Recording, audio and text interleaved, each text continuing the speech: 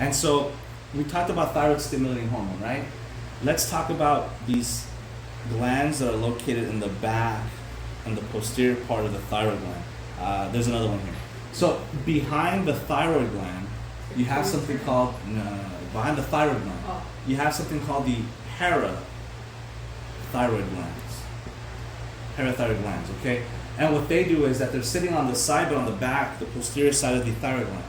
Those produce parathyroid hormone, PTH, that's correct, or parathormone. You need to know that parathormone increases calcium levels. That's what you need to memorize. You need to know that, okay? You have a condition called hyperparathyroidism. Do not confuse that with hyperthyroidism. This is hyperparathyroidism.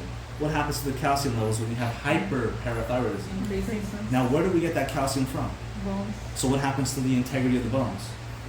They become weak, and now they have pathological fractures. You guys follow the logic on that one? Okay.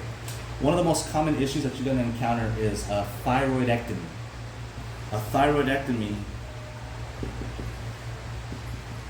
is when they have to remove this whole thing. And when we're talking about post-op considerations, we always have to be prepared for the things that go wrong, okay? So one of the things that could go wrong is we could accidentally lose some of these parathyroid glands that we need to regulate calcium levels. So if from one day to the next we remove the parathyroid glands by accident, what happens to our parathormone or parathyroid hormone value? Decreases. They what? Increase. We just remove the hormones, the glands. Reduces. It decreases. So what happens to your calcium? Decreases. It decreases. And you guys have to become very familiar with the manifestations of hypocalcemic tetany. When your calcium level drops too low, your muscles become very stiff, and it can cause the laryngeal muscles to stiffen up and your airway will close off. So that's a big consideration of thyroidectomy.